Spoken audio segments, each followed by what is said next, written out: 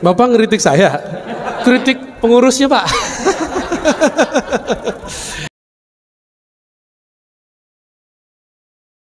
Sebelumnya kalau itu diucapkan oleh Presiden Amerika, kami sudah biasa, Ustaz. Saya sudah biasa. Kalau itu diucapkan oleh kaum buzzer yang membenci Islam, kami juga sudah biasa, Ustaz. Ini yang sekarang yang ngomong saya. Tapi kalau gitu kan? sekarang yang bicara itu Ustaz memang agak. Saya orang rumah tahfiz juga, Pak. Bapak kira saya bukan penghafal Quran? Saya penghafal Quran juga. Dan beliau mengatakan salafi itu sebenar-benarnya benar kalau yang aslinya. Mereka memonopoli kebenaran, itu aja masalahnya. Adakah kebenaran di salafi? Ada, tapi mereka menganggap mereka paling benar. Coba dengar taklim-taklimnya. Bukan, gak usah dengarkan saya, dengarkan mereka aja. Nanti kalau saya ngomong disebut memfitnah lagi ya.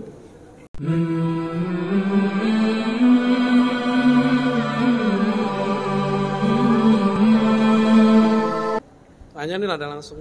Ya. Ada kertas ataupun pertanyaan, kami berikan 3 orang penanya terlebih dahulu. Baik, 1, 2, 3. Ya, sini Pak. Assalamualaikum Tuan Guru. Waalaikumsalam warahmatullahi wabarakatuh. Ya, perkenalkan nama saya Beni Lubis, Pekanbaru.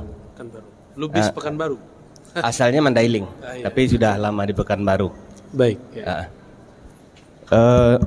Saya mengakui saya belum berilmu dan masih belajar banyak. Pertanyaan saya yang sekarang viral ini, apakah Salafi atau Wahabi itu tidak ada yang benar atau sesuai dengan ajaran kita syariat Islam ataupun Ahlus Sunnah wal Jamaah? Karena saya sering juga pergi mengikuti pengajian-pengajian di Pekanbaru ini dengan beberapa guru, bukan satu guru. Dan yang saya temui itu guru bukan Salafi. Dan beliau mengatakan Salafi itu sebenar-benarnya benar kalau yang aslinya. Oke. Nah, mohon nasihat buat saya. Baik, supaya saya tidak bimbang dalam kehidupan ini. Terima kasih. Assalamualaikum warahmatullahi wabarakatuh. Assalamualaikum warahmatullahi. Saya panggil Pak Lubis saja ya.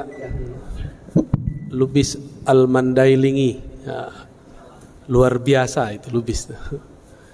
Baik, bismillahirrahmanirrahim. Alhamdulillah wassalatu wassalamu ala sayyidina Rasulullah amma ba'du.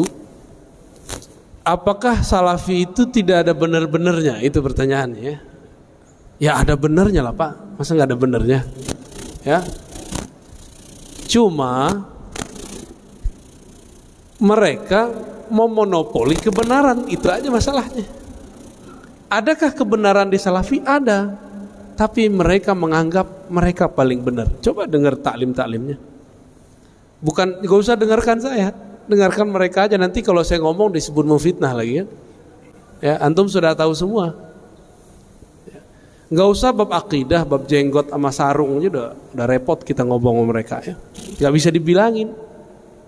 Udah kita bacakan hadis Sahih Bukhari, hadis pertama Kitabul Libas, bahwa Nabi SAW sholat kusuf, yajurru thawbah, sarungnya di bawah mata kaki, pakaiannya di bawah mata kaki.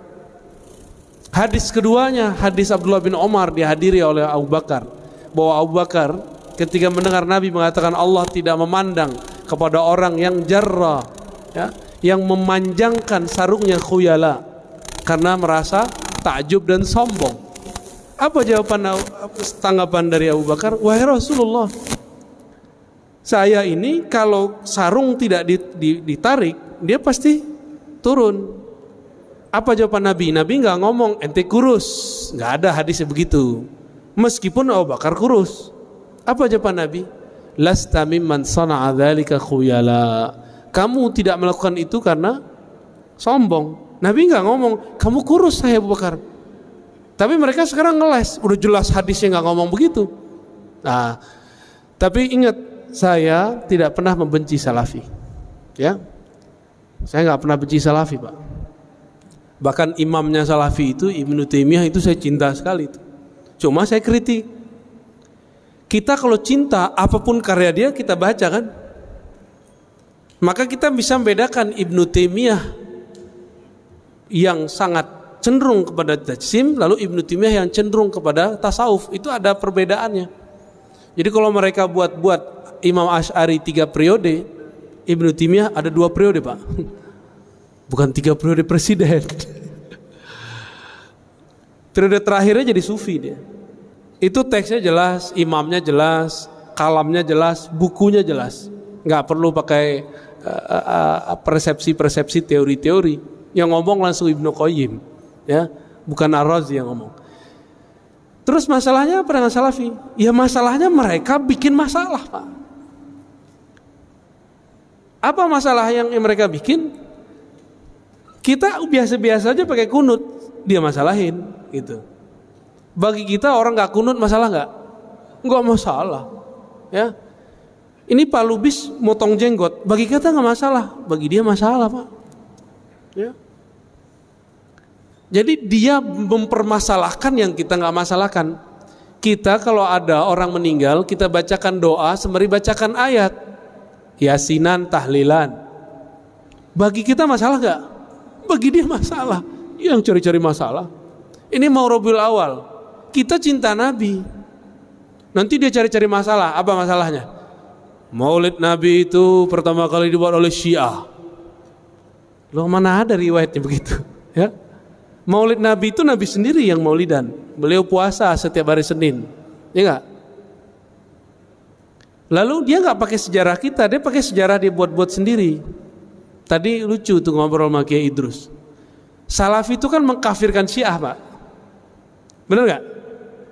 Giliran masalah Maulid mereka percaya sama orang Syiah, bahwa Syiah lah yang pertama buat Maulid. Loh, suka-suka dia ya. Itu kita lucu juga dengar Kiai Idrus tadi itu. Mumpung belum tahun politik, Pak, jadi kita ketemu dulu dengan kiai-kiai itu ya. Ntar kalau udah tahun politik, aduh, kiai-kiainya ditarik-tarik ke politik, repot ntar. Mumpung masih adem setahun 2 tahun inilah, ya. Gitu Pak Lubis ya. Jadi kita nggak pernah benci mereka, bahkan kita sayang kepada mereka. Saya punya teman-teman Salafi yang baik. Ada, Pak. Walaupun dia tahu perdebatan saya dengan tokoh-tokoh Salafi itu, dia tahu. Kalau ketemu kita sapa-sapaan, kita salam-salaman, satu soft, biasa. Berarti ada toh yang benar. Ya, kalau banyak enggak, Pak? Ya. Bapak masih ingat di Kampar? Ya, itu aslinya begitu, Pak. Aslinya begitu. Terus kita masih mau diam. Apa kata dia? NU Muhammadiyah Jamaah Tabligh. Andi 3 kali lo ngulang itu, Pak, di selama Pekanbaru nih. Ya. Jamaah apa? Tabligh. Iya. Itu aslinya dia ngomong begitu. Dia minta maaf enggak? Enggak. Untuk apa dia minta maaf? Bagi dia memang NU Muhammadiyah sesat. Karena NU Muhammadiyah berakidah Ahlussunnah Asy'ariyah. Bedanya dalam fikih, Muhammadiyah mutaakhirin belakangan tidak terikat satu mazhab, tapi tidak membatalkan mazhab. Prototipenya kan ada tuh Ustadz Adi Hidayat kan. Beliau kan nggak anti mazhab, ya kan? Nggak anti kan? Dan tidak membatalkan mazhab. Jangan-jangan beliau Syafi'i juga kan, tapi Syafi'i jalur yang mana gitu. Gitu Pak Lubis ya. Aman? Terjawab? Ya, kita biasakan husnuzon kepada siapapun. Tapi kalau diajak kritik, ayo kita balas-balas. Dia hantam kita, dia batalkan kajian kita, masa kita diam, Pak? Hak jawab kita ini disebut memfitnah sama dia. Ya suka-suka kamu lah ya. Kata orang Jawa apa? Sekarepmu. Ya lanjut. Silakan. Assalamualaikum warahmatullahi wabarakatuh. Assalamualaikum warahmatullahi. Buya, saya memang mengikuti Buya beberapa kali dari pertemuan ini. Kemarin di Masjid Ar-Rahman Buya bicara masalah tauhid. Tauhid itu yang terakhir adalah surat Al-Ikhlas. Buya katakan bahwa di surat Al-Ikhlas itu ada tauhid uluhiyah dan tauhid rububiyah.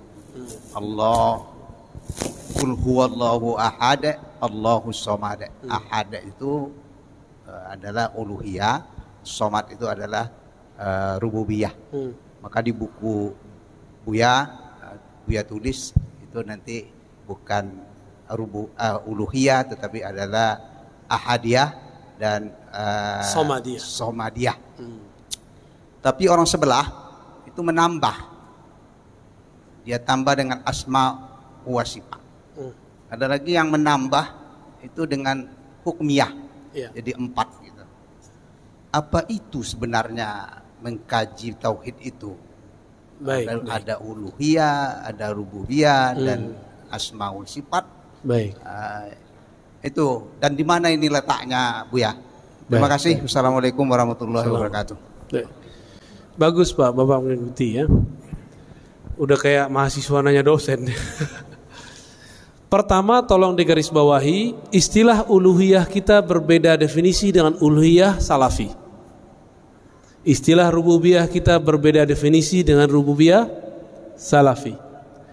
Uluhiyah kita adalah Allah mengahadkan dirinya sendiri, dengan kalamnya sendiri. Itulah kul huwallahu ahad. Hanya Allah lah yang bisa mengesahkan dirinya sendiri sesempurnanya. Itulah tauhid uluhiyah. Uluhiyah kita sebut juga dengan bab. Jadi kalau ahli-ahli tasawuf nyebutnya ahadiyah, tapi ahli akidah nyebutnya uluhiyah. Adapun yang kedua, tauhid samadiyah, yang boleh diartikan tauhid rububiyah, tauhid penciptaan, pengaturan alam semesta. Jadi Allah itu ngatur kita lewat nama As-Samad itu. Dengan As-Samad itulah Allah menghidupkan satu rambut di tubuh, satu sel di badan kita. Maka Allahus Samad disebut tauhid penciptaan, tauhid pengaturan alam semesta, bahwa dialah satu-satunya yang numbuhin rambut bapak sendiri atau Allah? Yang numbuhin badan mak kita atau Allah? Allah ya. Nah itu maksudnya. Itu biar gampang Pak. Dari tauhid ini, dari kata ahad kita turunkan nama Allah wujud. Dari kata samad turunlah sifat-sifat yang lain yang kita sebut sifat wajib, salbiyah, ma'ani, ma'nawiyah. Digabung jadilah sifat 20. Karena Bapak ini gak bisa ngapalin sifat 20 sebagian, kalau Bapak mungkin bisa ngapalin. Yang lain kan susah Pak, udah kita ringkas jadi 2. Pembagian 20 itu kan untuk zamannya, untuk zaman kita bisa lebih mudah. 2 aja cukup. Ahadiyah, samadiyah, atau uluhiyah, rububiyah. Lalu bagaimana dengan tambahan orang yang menambahkan asma wa sifat? Nah, tunggu dulu, kita ganti topik. Uluhiyah rububiyah yang kita maksud barusan ini akidah ahlus sunnah. Sedangkan yang bukan ahlus sunnah tapi mereka mengklaim itulah tauhidnya Nabi. Bahkan di buku-buku mereka itu inilah tauhidnya para nabi bahkan sebelum Nabi Muhammad. Lebay gak? Emang para nabi dulu tauhidnya uluhiyah rububiyah asma sifat? Ada gak mereka bagi tauhid? Gak ada kan? Pembagian ini artinya berbeda. Uluhiyah versi Ibnu Taimiyah artinya tiada yang berhak disembah kecuali Allah, disebut tauhid ubudiyah. Adapun tauhid rububiyah sama, tauhid penciptaan alam semesta. Mereka tambahkanlah satu, al-asma was sifat. Ibnu Taimiyah tidak mengerti akidah Asy'ari. Kata dia Asy'ari hanya meyakini 7 nama atau 7 sifat Allah. Coba tanya ke orang-orang yang berakidah Asy'ariyah, betulkah begitu? Tidak. Sampai sekarang saya yakin ustadz yang di Pekanbaru juga mengulang kesalahan yang sama, menduduh kita aswaja ahlus sunnah hanya meyakini 7 sifat. Terus kita komentari gimana? Sotoy loh gitu ya. Tahu nggak sotoy? Sok tahu. Mana ada akidah ahlus sunnah cuma menetapkan 7 sifat. 20 sifat itu pun itu hanya rumusan-rumusan supaya gampang, disebut dengan ummahatus sifat. Sifat Allah itu banyak, diringkas biar mudah. Di akhir zaman ini ribet ngajarin 20, saya ajarin aja 2 tuh, ahadiyah sama gampang tuh. Mana dalilnya? Itu kan qul huwallahu ahad dalilnya ya. Yang dimaksud tauhid asma dan sifat menurut kelompok itu itu bukan asma wa sifat yang kita maksud. Bagi dia, kalau disebutkan Allah punya yad, yadnya besar, tapi bukan seperti tangan ini. Kalau disebut nuzul, Allah itu turun, tapi bukan seperti turunnya kita dari tangga, tapi beneran dari atas ke bawah. Allah itu turun, tapi hanya Dia yang tahu caranya. Kalam ini yang paling berbahaya. Mereka masih menetapkan Allah bercara. Disitulah kekeliruan asma dan sifat ajaran yang diwariskan Ibnu Taimiyah. Ya ghafarallahu lahu, semoga Allah mengampuninya. Dia kan di akhir hayatnya ditaubat. Ya, kita bilang begitu Pak, disebut memfitnah lagi. Ya, padahal beneran tuh Ibnu Taimiyah, kata Zahabi, dia taubat di akhir hayatnya. Bagaimana dengan kelompok yang mengganti? Jadi Salafi ini ada yang murni, ngaji-ngaji aja Pak, debat-debat, nyala-nyalain, bidah-bidahin. Ada Salafi yang kesusupan, namanya Salafi Haraki, Salafi pergerakan. Salafi pergerakan terbagi dua. Ada yang jihadis. Apa arti jihadis? Ngajak perang. ISIS, dulu Al-Qaeda. Kalau di Indonesia Jamaah Islamiyah kali ya. Itu haraki jihadi. Ada yang kedua, haraki siyasi. Harokah tapi pergerakan politik. Maka mereka ada yang jadi partai A masuk ke partai B gitu. Apa akidah mereka? Uluhiyah, rububiyah. Yang ketiga itu tauhid mulkiyah atau hukmiyah, bahwa pemerintahan di alam semesta di dunia ini harus satu, daulah Islamiyah. Ya bagus sih, cita-cita daulah Islamiyah bagus nggak? Tapi kalau versi mereka saya nggak mau. Ya, daulah Islamiyah yang kita tunggu itu daulah Islamiyah yang nanti akan dibangkitkan oleh Al-Imam Al-Mahdi. Itu aja Pak, nanti udah nggak ada lagi.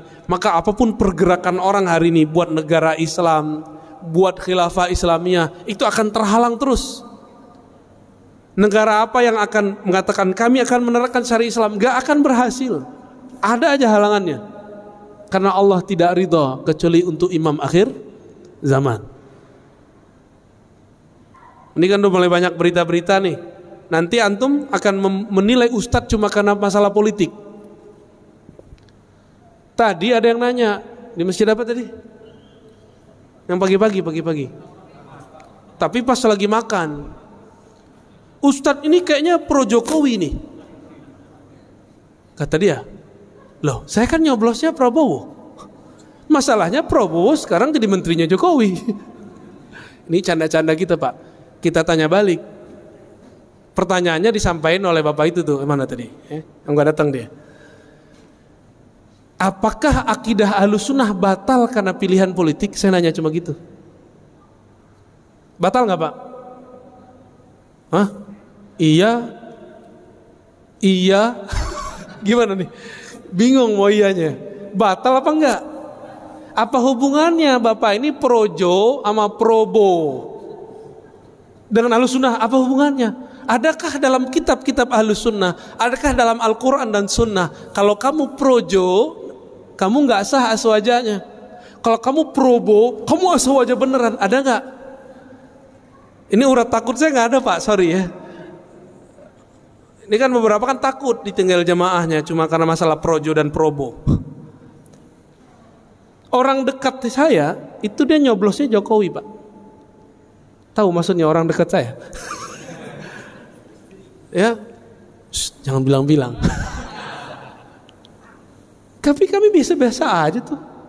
Karena dia ngerti, saya juga ngerti bahwa beda pilihan politik tidak berpengaruh kepada status akidah Ahlus Sunnah. Namun orang baru hijrah, orang lagi semangat beragama, dicuci otaknya oleh orang-orang yang ingin mainkan agama dalam kancah politik atau politik dalam kancah agama, dibolak-balik. Itu cikal bakal Khawarij yang menjadikan pilihan politik sebagai status keimanan. Siapa dulu yang mengkafirkan Sayyidina Ali? Khawarij. cuma karena pilihan politik beliau menerima hasil diplomasi.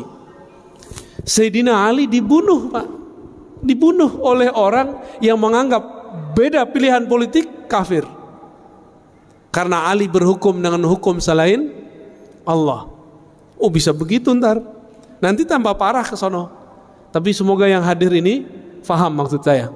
Jadi nanti kalau saya beda pilihan dengan Ustadz Zul Uzair, mana ustadznya di sini nih, dengan UAS, dengan Kiai Idrus, itu nggak masalah, Pak, nggak ada masalah. Cuma jamaah kan yang masalahin. Kami tahu cara berbeda. Nanti 2024 Bapak saksiin aja, kami beda itu.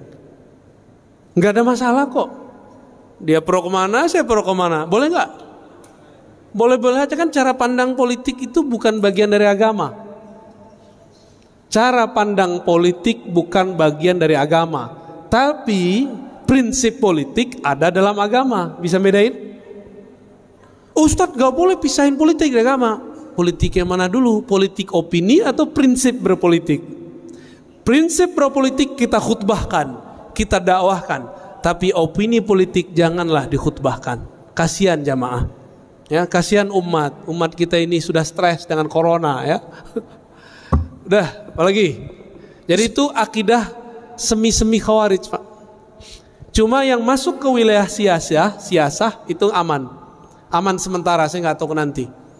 Jadi kalau ada pergerakan politik, tauhidnya uluhiyah, rububiyah, asma wa sifat, terus dia ganti jadi hukmiyah atau siasiyah atau hakimiyah atau mulkiyah, apapun namanya. Untuk sementara mereka masih aman. Tapi ke depan saya tidak tahu.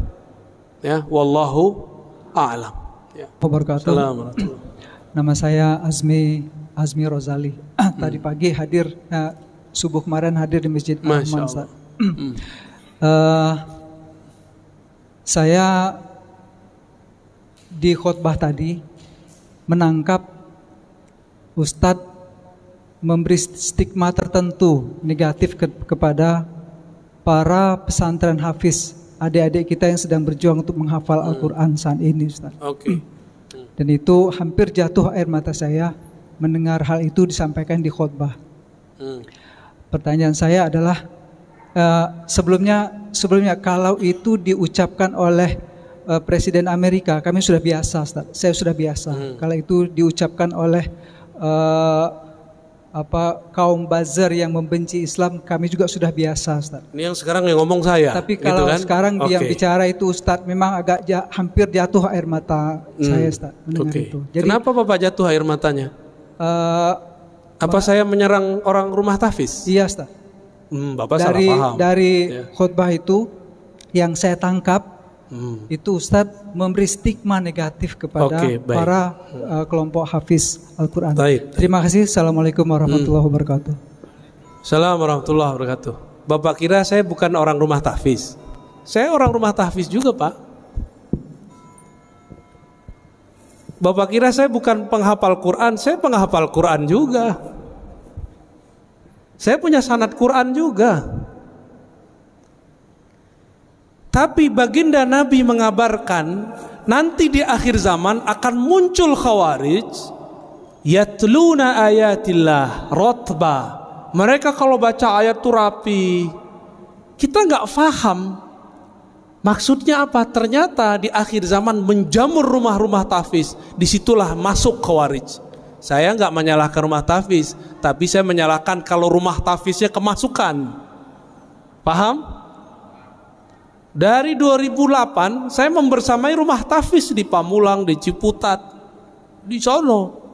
Kita ngajar mereka. Bahkan saya sampai sekarang masih ngulang-ngulang hafalan saya lah, ya. Masih. Nggak ada stigma negatif. Stigma negatif itu kalau rumah tahfiz sudah kemasukan, dan itu kejadian, Pak. Jamaah kita udah ngurus masjid sekian tahun. Ada anak tetangga ditaruh di rumah tahfiz. Rumah tahfiz namanya kayak sahabat gitu. Ya.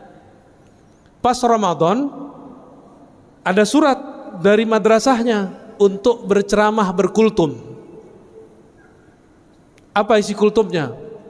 dari awal sampai akhir menyalahkan amalan di masjid itu. Anaknya baru berumur 9 tahun. Kemasukan nggak? Kemasukan Pak, itu di sana, di pusat itu.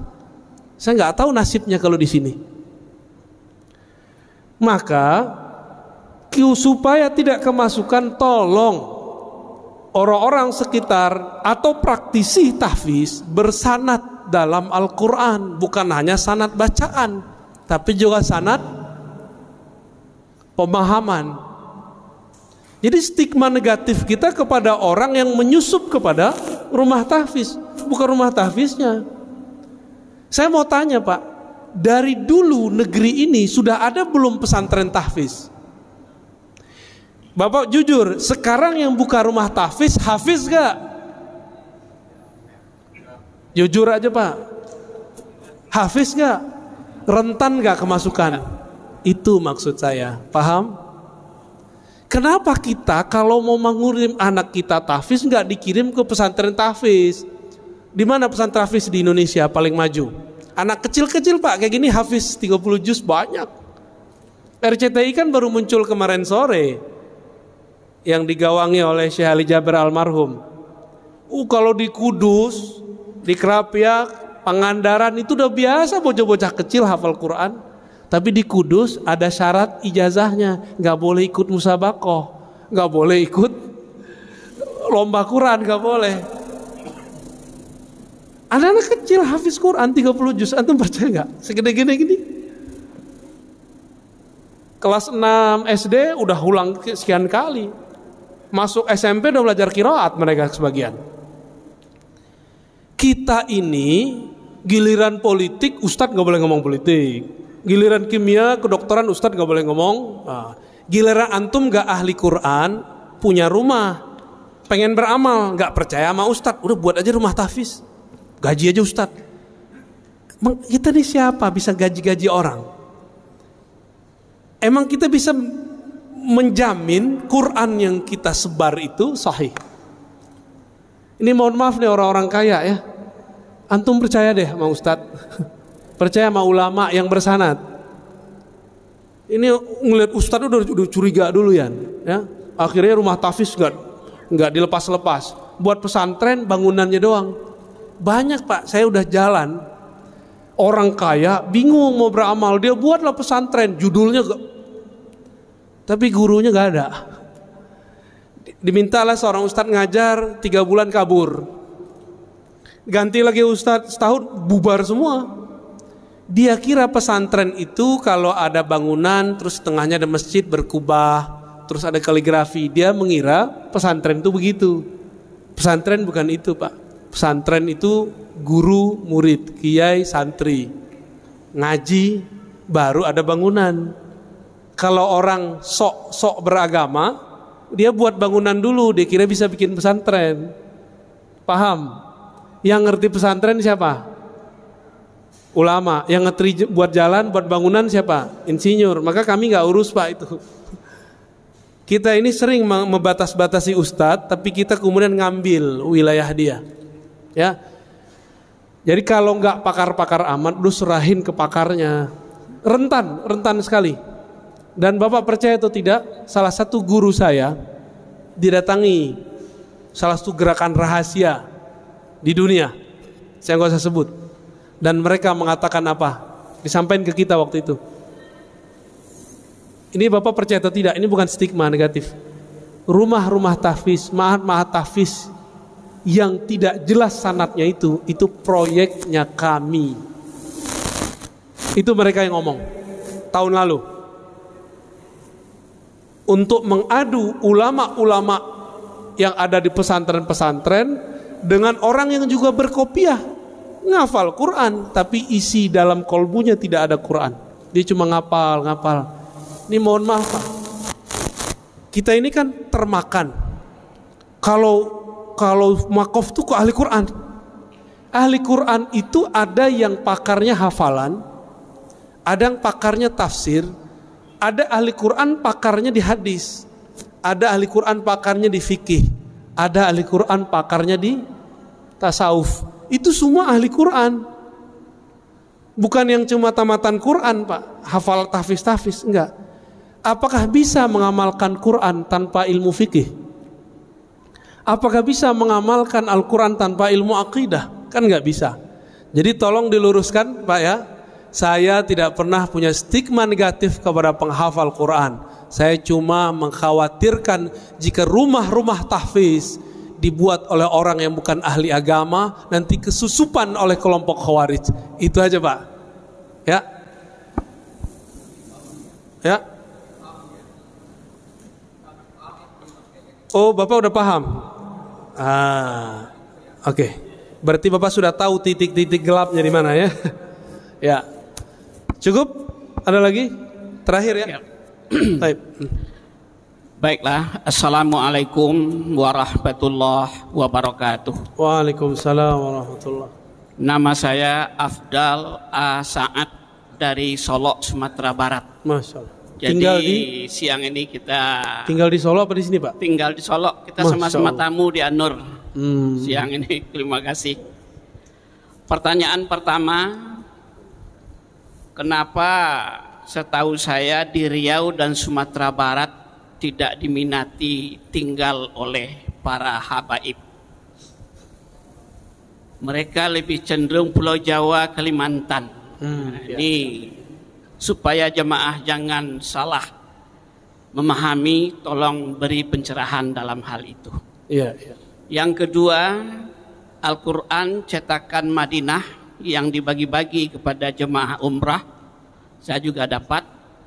Itu Bismillah, biasanya kita mengenal lafaz jalalah Allah itu di atas tanda tasydid itu barisnya berdiri, jadi bacanya mat Allah. Tapi Al-Quran cetakan Madinah itu sudah miring aja, enggak mat lagi. Jadi jemaah umrah banyak yang ragu ini bagaimana pencerahannya. Baik. Itu pun yang lain-lain, Makkah, Makkiyah, Madaniyah, di sana tidak ada lagi. Informasi di awal surat itu berapa jumlah ayatnya dan berapa rekaknya. Bahkan rekak itu sendiri pun di Al-Quran Madinah tidak ada lagi. Padahal itu batas ruku Nabi. Oke. Ya. Baik. Nah, itu yang kedua. Yang ketiga, maaf terlebih dahulu, kritikan hal. Apa? Kalau keadaan kita sekarang ini, kalau tadi Ustadz nampaknya persilakan yang bertanya sebelah kiri dulu, terakhir sebelah kanan. Apa ini kira-kira ada kececer sunnah kita kalau Rasul. Bapak ngeritik saya, kritik pengurusnya Pak. Baik Pak, terima kasih Pak. Ya kalau pengurusnya, Bapak serius amat soalnya. Ya, Ustadz juga harus membenarkan itu. Iya. Jadi ini jadinya saya yang dapat posisi duduk sudah saya atur dari tadi Pak. Karena punya harapan saya yang pertama dulu. Tapi saya yang jadi penutup. Nah ini mungkin karena ya gitulah. Ya 3 pertanyaan. Tangannya kurang tinggi Pak. Ya. Bagaimana Pak? Iya. Sudah, terima kasih 3 pertanyaan siang ini. Assalamualaikum warahmatullahi wabarakatuh. Assalamualaikum. Jauh sekali Pak dari Solo.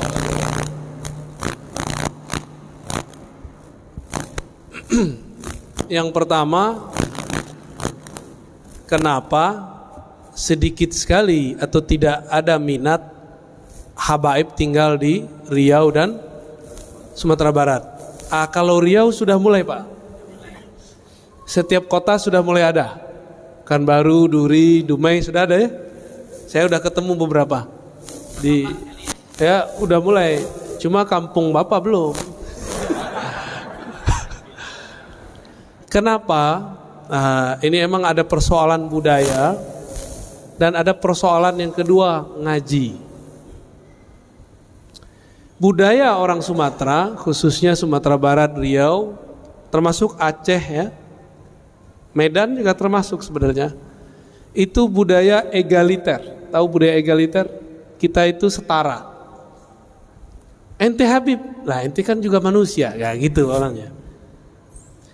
Yang paling repot di Sumatera Barat, semua suku harus ke ibu, bukan lewat bapak. Sedangkan habaib lewat bapak. Maka banyaklah yang wajah-wajah zuriat Nabi di Sumatera Barat, tapi dia nggak punya suku lagi, namanya nama-nama orang Minang, Pak. Nama-nama orang yang sudah biasa lah. Nggak nama Habib lagi, nggak ada lagi Segaf, nggak ada lagi Atos, nggak ada. Yang bertahan cuma di daerah Pariaman. Itu pun perdebatan sanadnya juga lumayan panjang. Tuangku CD itu ya, CD fulan ya.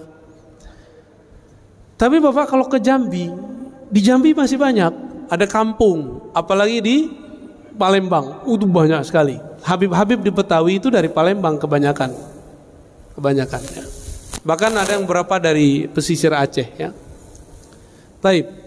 Kenapa? Karena tadi budaya. Yang kedua nggak ngaji bab tentang zuriat Nabi Sallallahu Alaihi Wasallam.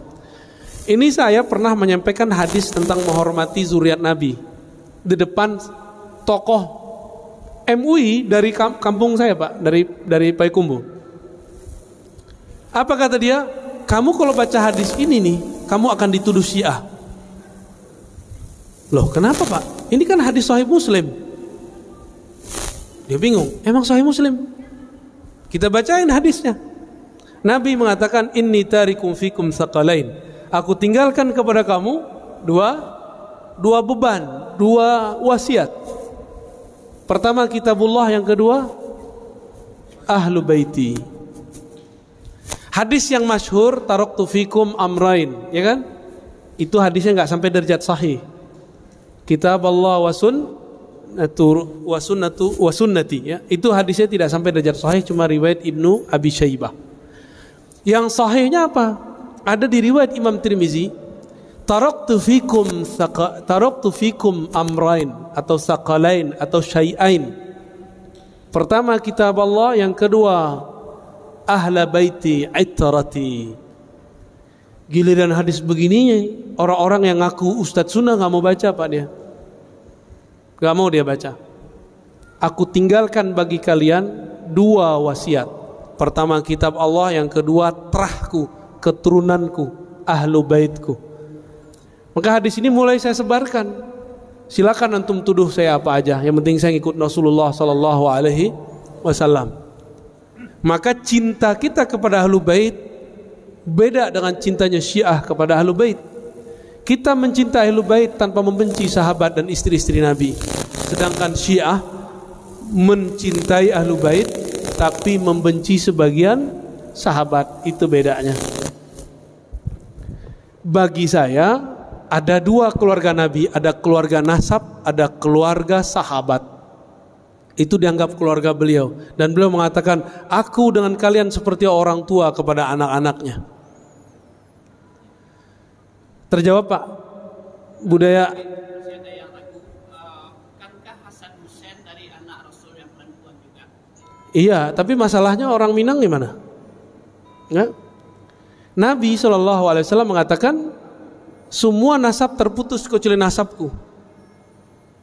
Maka khusus buat Nabi itu matrilineal dari Fatimah. Tapi setelah itu kembali ke, kan bapaknya masih ahlu bait, Abu Thalib, ya, nggak ada masalah kok, Pak. Kalaupun anggap nih matrilineal, emang nggak sah tuh nasab ke ibu. Berarti bapak batal sebagai orang Solo kan? Ya, oke. Ciri-ciri tentara Dajjal di akhir zaman tidak percaya zuriat Nabi. Kenapa? Imam Mahdi itu zuriat Rasulullah SAW. Nanti dia muncul, nggak mungkin. Keturunan Nabi udah habis. Ada gak yang ngomong begitu? Dia nggak sadar ngomong begini itu udah ditandain sama Dajjal, dia langsung, wah ini panglima gua nih ya. Hati-hati, Pak. Hati-hati, Pak. Cinta ke keluarga Nabi, benci ke sahabat Nabi, sama. Nabi juga nggak suka. Itu dimanfaatkan juga oleh Dajjal ntar. Ya. Yang kedua tentang Quran Madinah. Bapak kalau nggak suka pakai Quran cetakan Kudus saja, Pak. Ya, nggak usah dimasalahkan. Itu masalah tadi huruf segala macam itu ada ilmunya, namanya Rasam Utsmani. Rasam Utsmani itu ada mazhab-mazhabnya. Kalau tidak paham nggak usah dikritik. Ya, udah belajar belum Rasam Ismani? Nggak belajar? Ya udah, aneh nggak usah kasih tahu. Kenapa dalam huruf kita, ya, kita coba kita lihat, Bismillah, alifnya di depan nggak? Bener. Padahal aslinya ba ketemu alif, tapi alifnya ditaruh di depan. Itu ilmu rasam. Karena seorang ahli rasamnya dulu ahli tasawuf, dia mengerti ilmu hakikat bahwa alif tidak boleh didahului oleh ba. Tetap bacanya Bismillah, bukan Abismillah. Terus apalagi? Quran yang kita pakai di Indonesia itu dulu rasam ismaninya kebanyakan yang sudah berkembang di India. Jadi Quran yang ini nih Pak, ini pada pakai Quran ini kan kebanyakan. Ini dulu di India. Alhamdulillah di daerah Kudus, di daerah Jawa Tengah berkembang khat. Santri-santri itu muda-muda itu mereka punya hobi menulis Quran, tulis tangan. Sampai sekarang masih ada. Makanya Bapak tolong kalau mau anaknya ahli Quran jangan nanggung-nanggung, langsung taruh ke Kudus sono. Di situ banyak Pak pesantren-pesantren nanti, silakan ke sono. Sanadnya bersambung kepada Rasulullah Sallallahu Alaihi. Atau teman-teman kita yang baru pulang ketemu Syekh Aiman Suwaid, ya, Syekh Aiman Suwaid ada yang tahu nggak? Yang tahu mungkin imam kita doang tadi ya. Syekh Aiman Suwaid, ulama Syam, dia tinggal di Jeddah, dia buat daurah-daurah kemana-mana. Itu teman-teman kita tamatan Mesir, tamatan Yaman, tamatan Syam, itu banyak yang berguru kepada beliau. Qurannya bersanad. Karena beliau akidahnya Ahlus Sunnah, Asy'ariyah dan bermazhab Syafi'i. Jadi Bapak nggak usah baca itu Pak. Emang orang di Madinah mau buat khat itu sembarangan? Enggak, itu ada ilmunya. Dan memang berbeda khatnya orang Hindi, rasamnya mushaf orang India yang turun ke Indonesia dengan khatnya orang Madinah. Itu beda, ya. Jadi tolong jangan dimasalahkan. Nih Qurannya udah ganti nih. Cukup Pak. Yang terakhir kok mulai dari kiri. Itu urusan panitia Pak ya.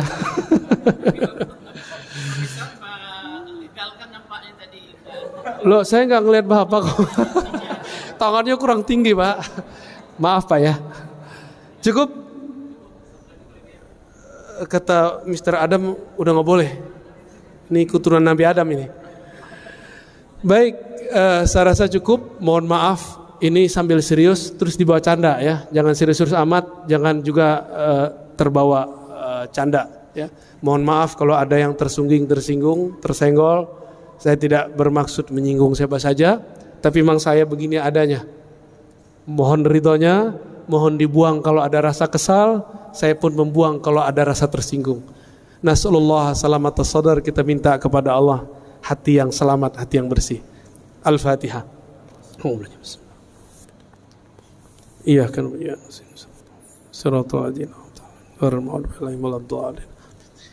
Subhanakallahumma bika asyhadu an la ilaha illa anta astaghfiruka wa atubu ilaik. Assalamualaikum warahmatullahi wabarakatuh. Puji Pak Ustadz, saya baru ketemu Ustadz Kiai yang cahayanya bagus. Allah. Dan bening. Ini pertama. Yang kedua, saya umur 74 tahun. Tapi baru sekarang saya ketemu Ustadz mengatakan bapaknya roh itu adalah Nur Rasulullah. Alhamdulillahirrahmanirrahim. Ilmu saya bertambah satu sekarang Pak, luar biasa. Saya juga merinding ini Pak dengarnya. Selama ini saya nggak ngerti bapaknya roh itu siapa. Mudah-mudahan juga teman-teman saya di Nabawi ini sama juga mudah-mudahan, tapi nggak tahu.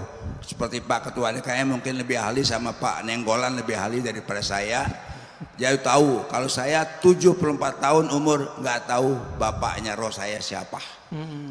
Alhamdulillah saya subuh hari ini mendapat ilmu yang luar biasa bahwa saya ngelang bahwa roh saya ini adalah Nur Allah, Nur Rasulullah Sallallahu Alaihi Wasallam. Kemudian tadi kalau anak-anak Basir sudah bertanya, bagaimana kalau saya selalu selawat, selalu merinding atau apa namanya bulu kuduk. Ini kalau bahasa orang Sumatera, Bang Palembang tuh bulu kuduk Pak, bulu kuduk, kayak gemetar gitu loh Pak. Itu kalau saya berselawat kepada Rasulullah Nah yang terakhir ini Pak, tadi orang ahli sodoko jariah, kaya raya, banyak duit, tapi kok masuk neraka. Bagaimana dia menyambungkan antara jasmani dan rohaninya sehingga sodokonya jadi amal ibadah pada Allah Subhanahu wa Ta'ala. Terima kasih Pak Ustadz. Mohon maaf saya terlalu memuji Pak Ustadz karena cahayanya luar biasa buat saya. Terima kasih. Cahaya lampu lebih hebat daripada itu lagi Pak. Sekian. Assalamualaikum warahmatullahi wabarakatuh. Assalamualaikum warahmatullahi wabarakatuh. Mohon maaf Pak Nenggolan. Ini cahayanya memang ada 3 Pak. Allahumma salli ala Sayyidina Muhammad an-nuril dhati wa sirri sari fi jamil asma'i was sifat. Mau bilang apa kita ya? Betul Pak. Jadi bapak rohani itu istilah bahwa ruh kita itu percikan dari nur beliau sallallahu alaihi wasallam. Lalu kenapa kita merinding? Ketika bapak merinding, itu ruhnya sedang merindu. Dijawab oleh sang Rasulullah sallallahu alaihi wasallam. Kita katakan assalamu alayka ya Rasulullah. Salam atas engkau wahai bapak rohaniku Rasulullah. Dijawab oleh beliau merinding Bapak. Ruh kita Pak yang yataqasyairu minhu juludul ladzina yakhshawna rabbahum. Kira-kira begitu. Di Quran surat Az-Zumar ayat 24 berapa itu ya? 23 ya, 23 bergetar karena Al-Qur'an. Al-Quran itu hakikatnya ada pada siapa? Khuluquhul Quran, kata Aisyah. Nabi Muhammad itu polanya, zahir batinnya adalah Al-Quran. Disebut nama Nabi, taqsyairu minhu juludul ladzina yakhshawna rabbahum. Disebut nama sang pembawa nur Quran, pasti bergetar Pak sang para pecinta. Pasti merinding. Makanya ada syairnya itu. Kullul qulub ilal habibi tamilu. Semua pencinta jika disebut nama sang kekasih pasti hatinya merindu. Apa buktinya? Disebut namanya kadang-kadang meleleh Pak mata kita. Rindu dengan kampung rohani, rindu dengan orang tua rohani. Saya nih, ibu saya baru wafat setahunan. Kalau disebut ibu saya Pak, saya nangis. Padahal itu ibu fisik. Apalagi kita sebut nama Rasulullah sallallahu alaihi wasallam. Nama Nabi Muhammad sallallahu alaihi wasallam. Rindunya lebih dahsyat, tapi kita harus tahan. Maka lepaskanlah rindu itu dengan menyebut nama Nabi. Allahumma salli ala Sayyidina Muhammad an-nuril dhati wa sirri sari fi jamil asma' wa sifat. Assalatu wassalamu alaika ya Sayyidi ya Rasulullah. Kira-kira begitu Pak. Allahumma salli ala.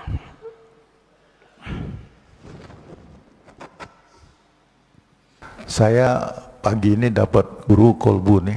Alhamdulillah. Ya, alhamdulillah. Guru Bapak di samping Pak. Ini saya kenal beliau 40 tahun yang lalu Pak. Yang ahli kolbu beliau Pak. 40 tahun yang lalu bersama beliau saya. Alhamdulillah. Ustadz Siregar. Ya. Beliau masih bujangan waktu itu Pak. Ya. Sekarang istrinya masih 1 Pak. 1, alhamdulillah. Ya. Putranya 1. Tadi saya sempat ngobrol sama beliau, luar biasa. Tolong Pak, pada saat Pak Ustaz menemukan belajar kolbu itu siapa cerminnya? Sekian. Wassalamualaikum warahmatullahi wabarakatuh. Ini tanya bertanya itu Pak ya. Saya jawabnya 2. Tapi itu tergantung makomnya kita. Maka yang Bapak rasakan, yang guru Bapak katakan sebelumnya, itu belum tentu yang saya dapatkan. Oke? Kalau secara ilmu hadis, al-mu'min mir'atul li akhihi. Mu'min itu cerminan bagi saudaranya. Itu secara hadis. Tapi secara ilmu qalbu, cerminan hakiki itu adalah nur Muhammadiyah, nur Rasulullah sallallahu alaihi wasallam. Disitulah orang bisa bercermin. Orang bercermin ke Nabi itulah yang disebut bersanad. Kalau dia tidak punya cerminan ini, nggak punya sanad ini, dia tidak bisa memantulkan cahaya Allah Tabaraka wa Ta'ala. Kenapa Rasulullah cerminannya? Karena Rasulullah yang paling lengkap mewarisi, dapat memantulkan semua asmaul husna. Ada masuk air putih, keluar air putih. Masuk nama Ar-Rahman, maka muncullah kesayangan Rasulullah ke semua umat. Itulah wa ma arsalnaka illa rahmatan lil alamin. Muncul Ar-Rahim, maka Nabi SAW mencintai. Itu surat laqad ja'akum Al-Bara'ah ayat terakhir, bagian 2 terakhir. Wabil mu'minina raufur rahim. Wabil mu'minina raufur rahim. Kawan Hal-Hallaj, tapi beda mazhab, beda tariqah. Namanya Imam Ash-Shibli. Beliau itu ketika wafat dapat kabar dari seseorang. Seseorang ini memuliakan imam ini. Lalu ditanya, dalam mimpi orang ini bertemu Rasulullah. Wahai Rasulullah, kenapa engkau memuliakan si Shibli? Apa jawaban Rasulullah dalam mimpinya? Bagaimana aku tidak memuliakannya? Dia telah menjadikan aku cerminannya. Setiap selesai sholat dia berikan, laqad ja'akum rasulun min anfusikum azizun alaihi ma anittum harisun alaikum bil mu'minina raufur rahim. Allah sebut Nabi dengan namanya. Rauf itu nama Nabi, nama Allah. Rahim itu nama Allah. Allah jadikan Nabi itu jadi cerminnya. Maka siapa yang bercermin bersenat kepada Rasulullah, kalbunya bercahaya. Maka ketika orang sholat Allahu Akbar, dia harus bercermin Rasulullah di depannya. Tapi siapa yang bertemu Rasulullah? Yang bertemu Rasulullah roh. Karena roh kita belum hidup, kita butuh seorang mursyid yang menghidupkan, membangunkan. Hei, bangun kamu. Maka guru kita juga berguru. Dengan bersyukur, berterima kasih kepada guru, baru disebut berterima kasih kepada Allah Ta'ala. Maka ketika orang berguru, itu cara bercermin kepada Rasulullah Sallallahu Alaihi Wasallam. Itu yang saya dapatkan. Mungkin yang Bapak dapatkan, guru Bapak dapatkan beda, ya. Tapi kalau ilmunya dari Allah pasti sama. Pasti sama. Beda-beda ibarah. Ya, Assalamualaikum warahmatullahi wabarakatuh. Assalamualaikum warahmatullahi wabarakatuh. Mohon maaf Ustadz, ini ada 3 pertanyaan. Bahwa di ayat disebutkan bahwa ud'uni astajib lakum, berdoalah kepadaku niscaya aku kabulkan. Ini seolah-olah bahwa ibadah itu adalah transaksional. Sedangkan untuk level orang yang bukan anak-anak lagi kan seharusnya ini udah pengertiannya udah tidak seperti itu lagi. Tapi di teman kita bilangnya bahwa lah dalilnya seperti ini. Iya. Seperti itu. Itu yang pertama. Yang kedua ada kalam dari ulama bahwa sholat itu adalah kenangan di dunia saat kita di akhirat nanti. Terus bagaimana dengan kaidah sholat yang mohon maaf ini sangat cepat gitu. Sedangkan rukun sholat itu kan berakal gitu. Tapi akal kita kok nggak dipakai di waktu kita sholat sangat cepat itu gitu. Terus yang ketiga yang terakhir ini adalah makna simahum fi wujuhihim. Tanda di jidat itu sebenarnya ada tanda secara fisik atau bagaimana bahwa Nabi nanti mengenali kita di waktu kita di akhirat nanti. Itu cahaya atau bagaimana? Makasih. Assalamualaikum warahmatullahi wabarakatuh. Yang pertama, apakah ibadah itu transaksional? Tergantung yang menafsir. Ahli tafsir ini, dia punya alat secanggih apa di dalam kolbunya, maka penafsirannya akan bergantung dengan secanggih apa rohaninya. Kalau kolbunya kualitas karyawan, kamu kerja, kamu digaji. Bahasa Arabnya maqamul ummal, makom para pekerja. Kamu lembur dapat tambahan. Ini makomnya siapa? Ummal. Jika si ustadznya menafsirkan kolbu dia baru makom seperti itu, maka dia akan bilang apa? Doa itu, ibadah itu transaksional. Doalah kepadaku, pasti aku jawab. Itu terjemahannya. Tapi jika kolbunya bukan kolbu ummal, kolbul arif, kolbu yang kenal kepada Allah, ayat itu bukan transaksi, Pak. Itu bahasa cinta. Hanya Allah lah kalau kita jatuh cinta kepadanya, cinta kita dibalas. Kalau mas-mas ini jatuh cinta sama akhwat, itu belum tentu dijawab sama dia. Akhwat jatuh cinta sama ikhwan, belum tentu juga balik. Makanya ada orang tepuk sebelah kaki ya, tepuk sebelah tangan, betul itu ada. Hanya Allah yang tidak. Udu'uni, wahai kekasihku, panggillah aku akan memenuhi panggilanmu. Jadi lebih asik gak? Rinduilah aku lebih dulu merinduimu. Fazkuruni azkurkum, sebut aku sebut kamu. Lebih dulu Allah nyebut kita atau kita nyebut Allah, Pak? Kalau ahli zahir bilang kita dulu yang nyebut Allah, kan ayatnya fazkuruni, sebut aku, azkurkum, aku akan sebut kamu. Bukan. Lebih dulu Allah apa kita? Allah. Maka Allah lah yang awal memanggil kita ke dalam kolbu kita, baru kolbu kita memanggilnya. Zahirnya engkau memanggil Allah, batinnya Allah memanggilmu. Makanya di situ tidak ada fa, tidak ada kata hubung, tidak ada li, karena langsung fazkuruni azkurukum, langsung sebut aku sebut engkau. Dalam sebutanmu kepadaku, aku menyebutmu. Dalam sebutanmu kepadaku, aku memanggilmu.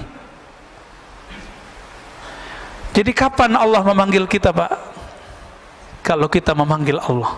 Kapan? Saat kapan Allah ingat kita? Di saat kita ingat Allah. Duluan dia. Allah kan qadim. Apa arti qadim?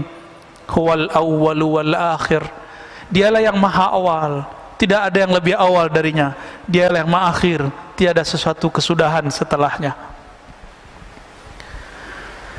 Jadi Bapak ini rahasia kita sebut. Kalau lagi zikir, tolong lagi manggil sebenarnya. Kita kalau lagi nyebut nama Allah, ya Allah, ya Rahman, la ilaha illallah, subhan, itu Allah lagi sebut-sebut nama kita itu. Seneng nggak disebut kita sama Allah? Nama Bapak disebut oleh Allah di langit, seneng nggak? Tapi kalau nyebutnya keputus-putus, hari ini nyebut besok enggak, ya Allah begitu juga.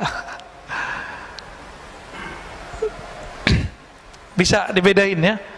Jadi tergantung dia punya alat apa di kolbunya. Sebatas itulah kemampuan dia mengambil makna ayat. Jadi ayat itu diterjemahkan bukan berdasarkan harfiahnya, tapi berdasarkan kedalaman kolbu orang yang punya kolbu. Ya. Yang kedua, kalau sholat itu adalah kenangan kita dengan Allah, terus kenapa ada orang yang sholatnya buru-buru gitu ya? Sholat orang yang buru-buru ini ada persoalan fikih, bukan persoalan ruhani, Pak. Itu kan kiai-kiai fikih aja itu. Secara fikih, boleh nggak baca Quran cepet-cepet, yang penting makhorijnya nyampe, matnya nyampe, boleh nggak? Satu napas? Ada, Pak. Tanya ahli qiraat. Jadi antara riwayat hadis, di hadis itu Nabi ketika selesai satu ayat Nabi berhenti. Alhamdulillahi Rabbil Alamin Ar-Rahmanir Rahim. Begitu. Di satu riwayat. Riwayat ini ahad, diriwayatkan oleh sekelompok kecil ahli hadis. Tapi ahli qiraat punya kaidah sendiri. Ahli qiraat, ahli bacaan, mereka meriwayatkan secara mutawatir bahwa ada namanya bacaan satu napas. Guru kita di sini Said Agil Munawwar. Dulu di Mekah tanya sama beliau, Pak. Beliau kalau mimpin imam itu sholatnya satu napas, tapi kayak orang bernapas. Kayak imam kita Ustadz tadi, tapi satu napas tuh bacanya. Bismillahirrahmanirrahim. Ya, atau disambung. Alhamdulillahirabbil alamin arrahmanirrahim. Terus sampai waladhdallin, amin, satu napas. Ada yang sanggup nggak? tanpa mengurangi matnya, tanpa mengurangi makharijul hurufnya. Tanya Pak sama beliau. Gurunya waktu di Madinah, Said Muhammad Alawi Al-Maliki, itu senang dengan bacaan beliau. Ya. Masyaikh-masyaikh di sana senang. Jadi kita cari habaib kemana, Said kemana lah. Di sini ada Said, ya. Ada ulama, gurunya para guru, dokter-dokter se-Indonesia pasti berguru sama beliau. Saya waktu doktoral kan ngambil ilmu dari beliau juga. 2013 saya kuliah dengan beliau, Pak. Jadi waktu dulu buat reuni, apa kata beliau, murid saya semua ini. Sehingga nggak dulu ada pertemuan Pak di sini dulu ya. Ya. Cuma karena corona mungkin nggak bisa lagi dibuat ya. Beliau ngomong begitu ya sih, kita ketawa juga. Bahkan Habib Umar yang baru wafat itu murid beliau juga.